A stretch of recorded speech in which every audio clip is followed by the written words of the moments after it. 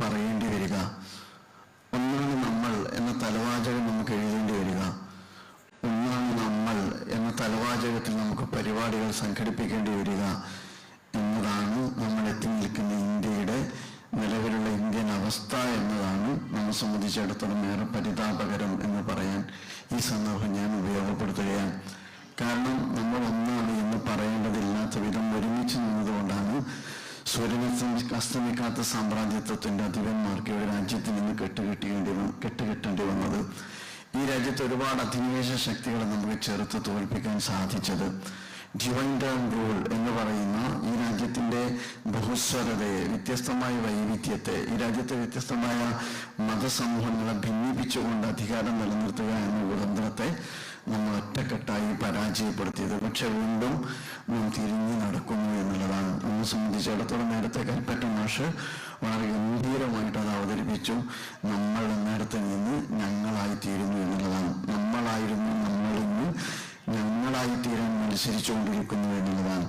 അതിന് ആക്കം കൂട്ടുന്ന ഒരു സിസ്റ്റം ഇവിടെ ക്രിയേറ്റ് ചെയ്യപ്പെട്ടു എന്നുള്ളതാണ് ഈ രാജ്യം നേരിട്ടുകൊണ്ടിരിക്കുന്ന ഏറ്റവും വലിയ വെല്ലുവിളി എന്ന് പറയുന്നത്. ഭരണകൂടം തന്നെ അതിന് നേതൃത്വം കൊടുത്തു. ഭരണകൂടം അത്തരം ഒരു ആറ്റിറ്റ്യൂഡ് ഈ രാജ്യത്ത് ക്രിയേറ്റ് ചെയ്തു. ആ പൊതുബോധം സൃഷ്ടിക്കുന്ന ഒരു സോഷ്യൽ സിസ്റ്റം ഇവിടെ എസ്റ്റാബ്ലിഷ് ചെയ്യപ്പെട്ടു എന്നുള്ളതാണ്. അതുകൊണ്ട് ഒരു പക്ഷെ ആരും ഒന്നും ചെയ്തില്ലെങ്കിൽ പോലും ഒരു വലിയ ജനവിഭാഗം ഇതിന്റെ അനീതി അഭിമുഖീകരിക്കേണ്ടി വരും. ഒരു വലിയ ജനവിഭാഗം ഇതിന്റെ ഇരകളാക്കപ്പെട്ടുകൊണ്ടേയിരിക്കും എന്നുള്ളതാണ്. നിങ്ങൾ ആലോചിച്ച് നോക്കൂ, ഈ രാജ്യത്ത് തന്നെ അത്തരം ഒരു പൊതുബോധം രൂപപ്പെടുത്തപ്പെട്ട് കഴിഞ്ഞു. ഹൈറ്റ് ക്യാമ്പയിൻ എന്ന് പറയുന്നത് ഇന്ന് നമ്മുടെ രാജ്യത്ത് വ്യാപകമാണ്, നമുക്കറിയാം. അപ്പോഴൊക്കെ നമ്മൾ വിചാരിച്ചത് നമ്മുടെ കേരളം ഇതിൽ നിന്ന് വ്യത്യസ്തമാണ് എന്നുള്ളതാണ്.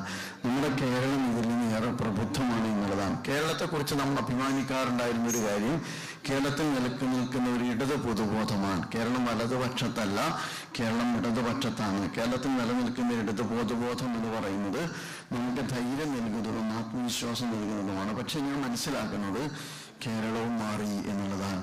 കേരളം ഇത്ര പെട്ടെന്ന് ഇസ്ലാമോഫോബിക് ആവും എന്ന് ഞാൻ ഒരിക്കലും വിചാരിച്ചിട്ടുണ്ടായിരുന്നില്ല. കേരളത്തിലും വിവിധം ഹെയ്റ്റ് ക്യാമ്പയിൻ നടക്കും എന്ന് ഞാൻ ഒരിക്കലും വിചാരിച്ചിട്ടുണ്ടായിരുന്നില്ല. കേരളത്തിന്റെ നിയമവ്യവസ്ഥ, കേരളത്തിന്റെ പോലീസ് സംവിധാനം ഈ ഒരു അർത്ഥത്തിൽ മാറ്റത്തിന് വിധേയമാകും. ഇന്ന് നിങ്ങൾ വായിച്ചല്ലോ, കേരളത്തിൽ ജയിലുകൾ കേന്ദ്രീകരിച്ചുകൊണ്ടുള്ള ഞങ്ങളുടെ കൂട്ടായ്മ, അങ്ങനെ ഞാൻ പറയാം. ഭാഷയിൽ പറഞ്ഞാൽ ഒരു വിഭാഗം ഞങ്ങളുടെ കൂട്ടായ്മ ഒരുമിച്ച് കോട്ടയത്ത് ഒരുമിച്ച് കൂടി എന്നുള്ളതാണ്. കാവലിരിക്കേണ്ടവരാണ്, ചെങ്ങലക്കാണ് കേരളത്തിലും ഭ്രാന്ത് പിടിച്ചിരിക്കുന്നത് എന്നുള്ളതാണ്. അതിന്റെ സ്വാഭാവികമായ ഇരയാണ് വേടൻ എന്ന് പറയുന്നത്. ഞാൻ പറയുന്നത് വേടനോട് നമുക്ക് ഒരുപക്ഷെ വേടനാണെങ്കിലും ഈ രാജ്യത്തെ പുതിയ തലമുറ ഏറ്റവും കൂടുതൽ സ്വാധീനിക്കുന്ന സെലിബ്രിറ്റികൾ ലഹരിയുടെ കാര്യത്തിൽ സൂക്ഷ്മത പാലിക്കണമെന്ന് നമുക്ക് പറയാം.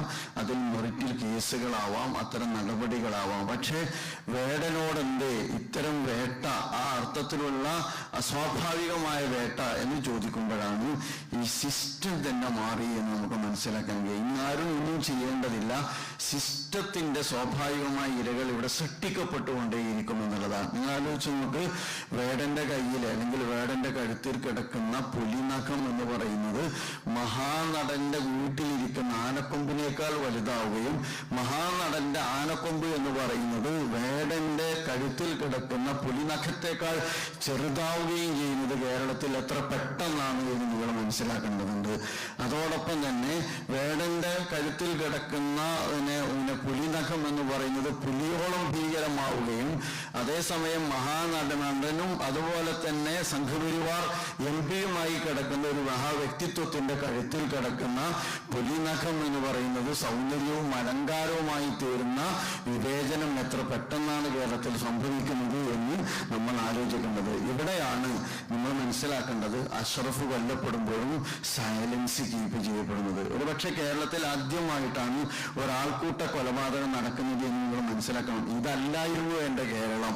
നേരത്തെ കൽപ്പറ്റ മാഷ് പറഞ്ഞ പോലെ നമ്മൾ ഞങ്ങളായപ്പോൾ ഞങ്ങളുടെ ശക്തി അത് ഈ രാജ്യത്തിന്റെ സിസ്റ്റമായി മാറിയപ്പോൾ യഥാർത്ഥത്തിൽ കേരളത്തിൽ ഒരു ചെറുപ്പക്കാരൻ, നമ്മൾ മനസ്സിലാക്കണം, കളിക്കളത്തിൽ കണികണ്ട ഒരു ചെറുപ്പക്കാരൻ അതിക്രൂരമായി കൊല ചെയ്യപ്പെട്ടപ്പോൾ ഞാൻ വിചാരിച്ചു കേരളത്തിലുള്ള ഒരു ചെറുപ്പക്കാരൻ, മലപ്പുറത്തുള്ള ഒരു ചെറുപ്പക്കാരൻ മറവ് ചെയ്യപ്പെട്ടതിന് ശേഷമെങ്കിലും കേരളത്തിൽ ആരെങ്കിലുമൊക്കെ സംസാരിക്കുമെന്ന്. പക്ഷേ കേരളത്തിൽ ഒരാൾക്കൂട്ട കൊലപാതകം എന്ന് പറയുന്നത്, മൊബ്ലിജി എന്ന് പറയുന്നത് ഹെയ്റ്റ് ക്യാമ്പയിൻ പോലെ ചെയ്യപ്പെട്ടതുപോലെ, ഇസ്ലാമോഫോബിക്കായ സിറ്റുവേഷൻ നോർമലൈസ് ചെയ്യപ്പെട്ടതുപോലെ മൊബൈൽ ലിഞ്ചിങ്ങും എൻ്റെ കൊച്ചു കേരളത്തിൽ നോർമലൈസ് ചെയ്യപ്പെട്ടു എന്നതാണ് സമകാലിക കേരളം നമ്മോട് പറഞ്ഞുകൊണ്ടിരിക്കുന്നത്. അതുകൊണ്ട് ഞങ്ങളല്ല ശക്തിപ്പെടേണ്ടത്, നമ്മളാണ് ശക്തിപ്പെടേണ്ടത് എന്ന ആശയത്തെ അപരവൽക്കരണത്തിന് ഒരു ഭരണകൂടം തന്നെ നേതൃത്വം കൊടുത്തുകൊണ്ടിരിക്കുന്ന ഒരു കാലഘട്ടത്തിൽ, നേരത്തെ ഇവിടെ പറഞ്ഞ കാര്യം ഞാൻ സൂചിപ്പിക്കുന്നില്ല, ഈ പറയുന്ന കശ്മീർ സംഭവത്തിന് ശേഷം ഒരു കമ്മ്യൂണിറ്റി, ഒരു പ്രത്യേക കമ്മ്യൂണിറ്റി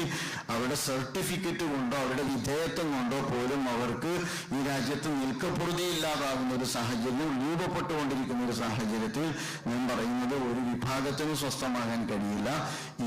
ഇന്ത്യയാകണമെങ്കിൽ നമ്മൾ നേരത്തെ സൂചിപ്പിച്ചതുപോലെ നമ്മുടെ ബഹുസ്വരത, നമ്മുടെ ബഹുസ്വര മൂല്യങ്ങൾ, നമ്മുടെ സാഹോദര്യം എന്നെല്ലാം പറയുന്നത് നമ്മളായിട്ട് ഉണ്ടാക്കിയെടുത്തതാണ്. ഞാൻ പലപ്പോഴും പറയാറുണ്ട്, ഇന്ത്യയുടെ സെക്യുലറിസം എന്ന് പറയുന്നത്, ഇന്ത്യയുടെ ഡെമോക്രസി എന്ന് പറയുന്നത്, ഇന്ത്യൻ ദേശീയത എന്ന് പറയുന്നത് യഥാർത്ഥത്തിൽ ഒരു പാശ്ചാത്യൻ ആശയമായിട്ട് നമ്മൾ എക്സിക്യൂട്ട് ചെയ്തെടുത്തതല്ല, മറിച്ച് നമ്മൾ ജീവിച്ചുണ്ടാക്കിയതാണ്. എൻ്റെ നാട്ടിലെ സാധാരണക്കാരനായ ഹിന്ദുവും മുസൽമാനും ക്രിസ്ത്യാനിയും മതമുള്ളവനും മതമില്ലാത്തവരും ഒക്കെ കൈകോർത്ത് രൂപപ്പെടുത്തിയെടുത്ത് ജീവിച്ചുണ്ടാക്കിയതാണ്. യഥാർത്ഥത്തിൽ നമ്മൾ ജീവിച്ചുണ്ടാക്കിയ ബ്രിട്ടീഷുകാരെ കെട്ടുകെട്ടിക്കുന്നതിന് ക്യാപിറ്റലായി നമ്മൾ ഉപയോഗിച്ച ആ മൂല്യങ്ങളുടെ ഡോക്യുമെന്റേഷനാണ് ഡോക്ടർ ബി ആർ അംബേദ്കർ ഭംഗിയായി നിർവഹിച്ചത്. അങ്ങനെ ഡോക്ടർ ബി ആർ അംബേദ്കർ നമുക്കായി ഉണ്ടാക്കിയ ഒരു വലിയ ഭരണഘടനയെ തന്നെയാണ് നമുക്കറിയാം, ഭരണഘടനയുടെ ആർട്ടിക്കിൾ 14 പറയുന്നുണ്ട്, റൈറ്റ് ടു ഈക്വാലിറ്റി എന്ന് പറയുന്ന നമ്മുടെ ഭരണഘടനയെ തന്നെയാണ് ഞങ്ങളായിട്ട്, നമ്മളില്ലാതെ നമ്മുടെ കൂട്ടത്തിൽ ഒരു വിഭാഗം തകർത്തുകൊണ്ടിരിക്കുന്നത്. നമ്മളായിട്ട് ഇതിനെ ചെറുത്തു നിന്നേ മതിയാവൂ.